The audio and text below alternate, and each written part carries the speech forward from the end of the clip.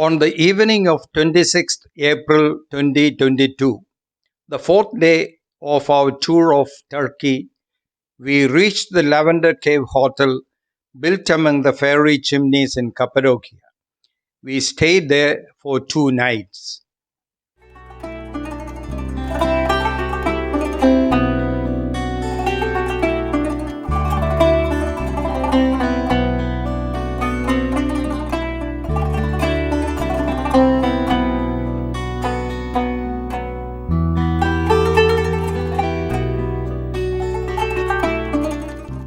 Miss Nilgun, our smart young local guide, Nice seen meeting on you. the left, accompanied us from Istanbul from the time we had landed there. Our hostess, Miss Fatima, who runs this hotel, is seen Nice to on the meet right. you. Welcome.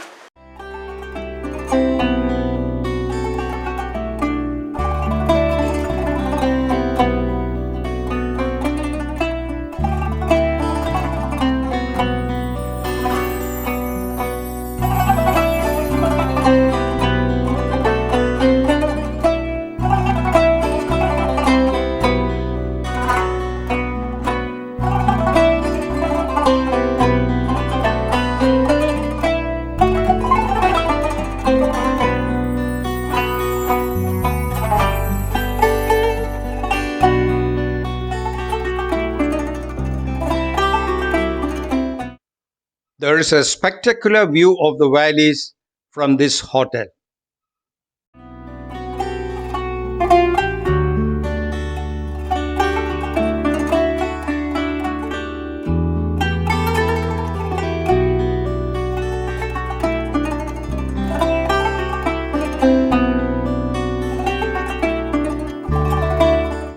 Caves carved out of soft rock have been converted to some of the rooms.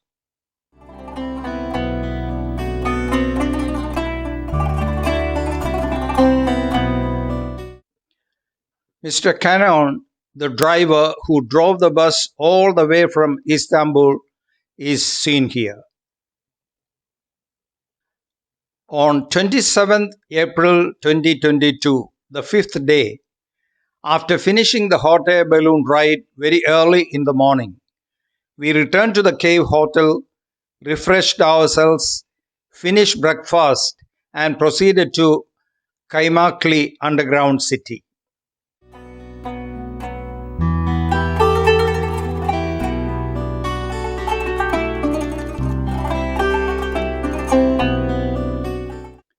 On the way, we visited a pottery making center, which would be presented in a separate video.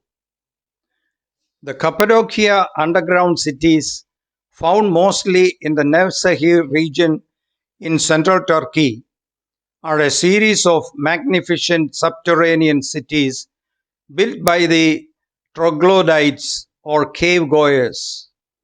Of the almost 40 known Cappadocia underground cities, some in Nevşehir are open to the public, including Kaymakli, Derinkuyu, Oskonak, Mazi, and Urgup. The ancient name of Kaymakli in Greek was Yenigup. Caves may have first been built in the soft volcanic rock by the Phrygians and Indo-European people in the 8th and 7th centuries BC, according to the Turkish Department of Culture. When the Phrygian language died out in Roman times, replaced with Greek, to which it was related, the inhabitants, now converted to Christianity, expanded their caverns, adding the chapels and Greek inscriptions. This culture is sometimes referred to as Cappadocian Greek. In the area. Okay? So, as you see, how many floor it is? 1, 2, 3, 4, 5. Okay? So,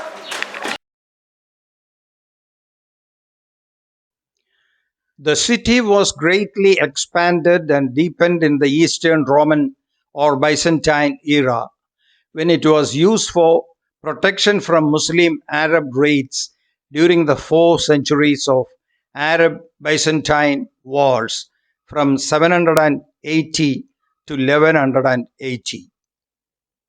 The city was connected with Derinkuyu underground city through miles of tunnels. Some artifacts discovered in these underground settlements belong to the Middle Byzantine period between the 5th and the 10th centuries AD. These cities continued to be used by the Christian inhabitants as protection from the Mongolian incursions of Timur in the 14th century.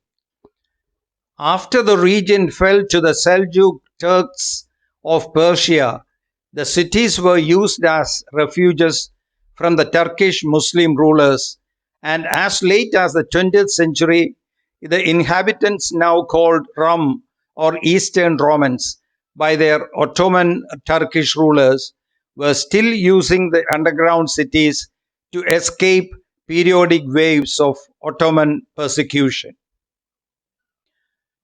When the Eastern Roman inhabitants of the region were expelled in 1923 in the population exchange between Greece and Turkey, the tunnels were abundant.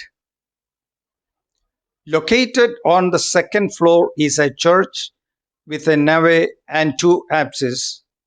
Located in front of the apses is a baptismal font, and on the sides along the walls are seating platforms. The Turkish word used for church is kilise. This word would have been derived from the Greek word ecclesia. The word kalesia, used in Hindi for church as a body of believers, is similar to this. The houses in the village are constructed around the nearly 100 tunnels of the underground city. The tunnels are still used today as storage areas, stables, and cellars. The underground city at Kaymakli differs from Derinkuyu in terms of its structure and layout. The tunnels are lower, narrower, and more steeply inclined.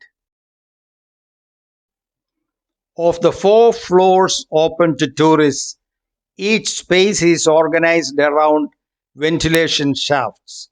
This makes the design of each room or open space dependent on the availability of ventilation. Here we can see storage chambers for grains and a millstone for grinding grains.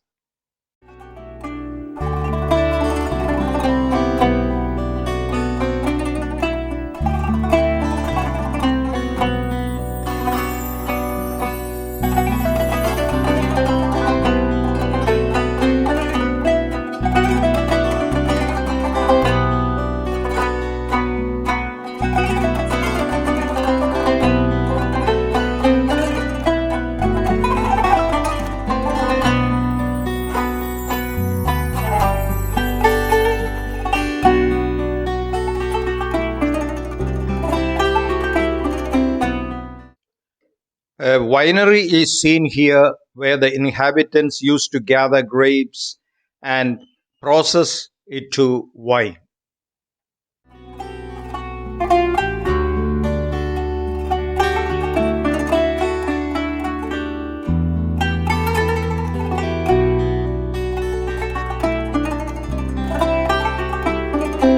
On the roof, we can see several holes which could be used as handhold while walking.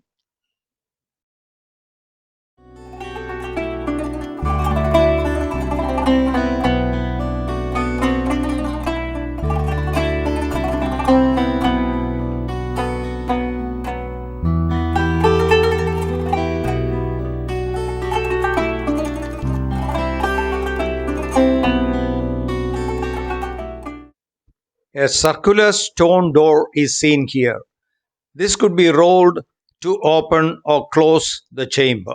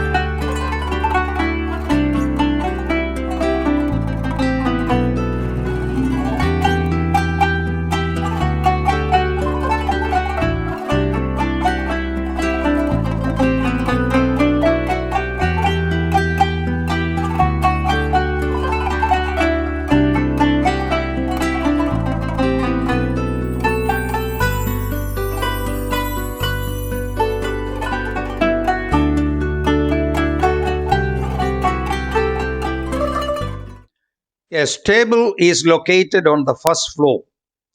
The small size of the stable could indicate that other stables exist in the sections not yet opened. To the left of the stable is a passage with a millstone door. The door leads into a church. To the right of the stables are rooms, possibly living spaces. The church level also contains some living spaces.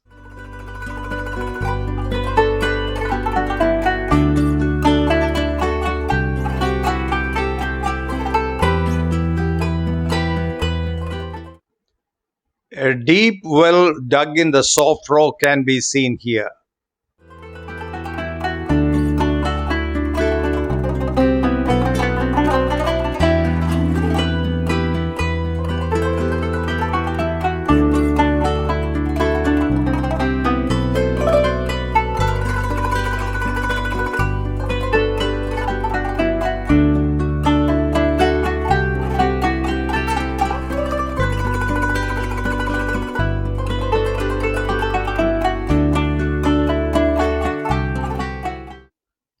The third floor contains the most important areas of the underground compound: storage places, wine or oil presses, and kitchens.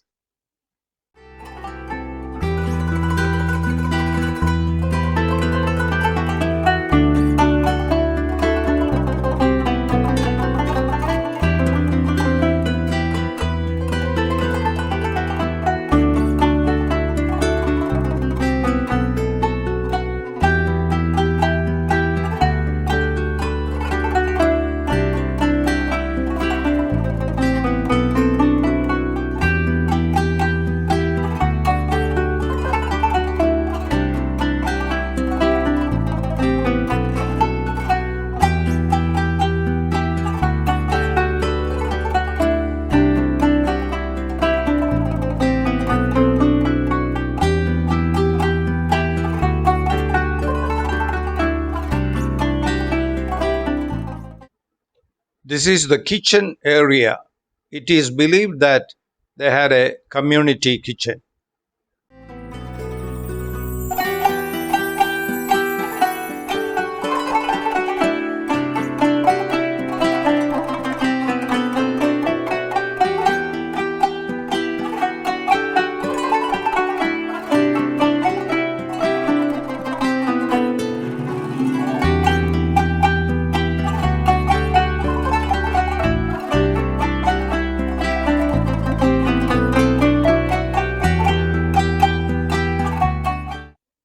The level also contains a remarkable block of andesite, which is a type of rock with relief textures. Recently, it was shown that this stone was used for cold forming copper. The stone was hewn from an andesite layer within the complex. In order for it to be used in metallurgy, 57 holes were carved into the stone. The technique was to put copper into each of the holes, which are about 10 centimeters in diameter, and then to hammer the ore into place. The copper was probably mined between Aksaray and Nevşehir.